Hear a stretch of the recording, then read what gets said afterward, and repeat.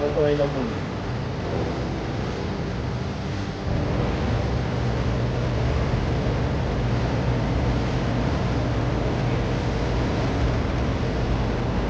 Sa mapagpalang araw po sa inyong lahat. Ngayon po ay Linggo, December 11, 2022 para sa ikatlong linggo sa panahon ng pagdating ng Panginoon. Ito rin po ang tinatawag natin na Gaudete Sunday. Mula po dito sa Philippine Airport, dito po sa Manila, habang nihintay po namin ang aming flight papunta ng Hong Kong, inayos ko po na dito na ihatid ang unang pagbasa at ang pagninilay natin para sa linggong ito. Ang ating unang pagbasa ay hinango sa aklat ni Propeta Isaías, chapter 35, verses 1 to 6 and verse 10. Ang ulilang lupaing malaon ng tigang ay muling sasaya. Mananariwa at mamumulaklak ang ilang. Ang dating ilang ay aawit sa tuwa.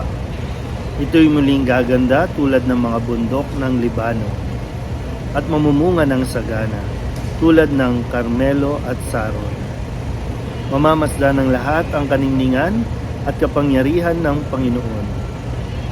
Inyong palakasin ang mahinang kamay at patatagin ang mga tuhod na lupaypay. Ito ang sabihin sa pinanghihinaan ng loob. Huwag kang matakot, laksan mo ang iyong loob. Darating na ang Panginoong Diyos at ililigtas ka sa mga kaaway. Ang mga bulag ay makakakita at makaririnig ang mga bingi. Katulad ng usa, ang pilay ay lulundag. Aawit sa galak ang mga pipi. Ang mga tinubos ng Panginoon ay babalik sa Jerusalem. Masiglang umaawit ng pagpupuri, paghaharian sila ng kaligayahan, lungkot at dalamhati ay mapapalitan ng tuwa at galak magpakailanman. Ang salita ng Diyos. Muli po mula dito sa International Airport ay hatid ko po ang ating unang pagbasa at pagninilay. Tayo po ngayon ay nakapasok na sa kalagitnaan ng panahon ng Adbyento at ito ay tinatawag bilang linggo ng Gaudete. So, ang Gaudete naman ay nangangahulugan mula sa salitang Latin na ibig sabihin ay magalak. So, ang panawagan po, nung babalikan natin, ang unang linggo ay pag-asa, ikalawang linggo ay kapayapaan, at ngayon po ay Tagalakan naman o Gaudete o Joy. Ang linggo ng Gaudete ay palatandaan na malapit na ang kapistahan ng ating kaligtasan sa darating na Kapaskuhan. Marahil, maganda siguro na mas mapagnilayan natin ang mga bagay na magdudulot ng kagalakan sa atin. Kung sa unang pagbasa, atin pong narinig na sinasabi at ipinapasabi sa bayan ng Israel na huwag nang matakot at laksan na ang loob. Kung inyo pong matatandaan na ang bayang Israel ay napakatagal na sinakop at ito po ang pahayag na nagdudulot sa kanila ng labis na kagalakan na sila po ay mapapalaya na.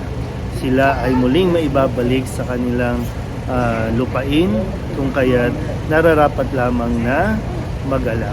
So, isang tunay naman po na kapag ang isang tao ay napapalaya, yung freedom na tinatawag, kapag kanya itong nararanasan muli ay talagang iba yung kagalakan.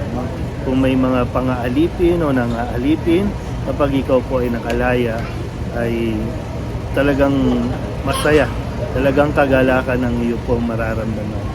So nawa sa puntong ito ng ating paghihintay, maganda marahil na anyayahan kayo na pagnilayan ano ba yung nagpapabilanggo sa atin, yung pakiramdam natin kung nagkukulong o kumukulong sa atin, o pwede nyo sabihin sumasakal sa atin na gusto nating makalaya, gusto nating mapalaya sa ganitong bagay. At yun nga po, no, hinihintay natin ang araw ng Kapaskuhan, ang muling pagdating ni Kristo, na tanging siya lang po talaga ang makakapagpalaya sa atin. Kaya muli po, mula pa rin dito sa airport, hatid ko po ang isang pagninilay para sa linggo ng Gaudete. Sa mapagpalang araw po sa inyo.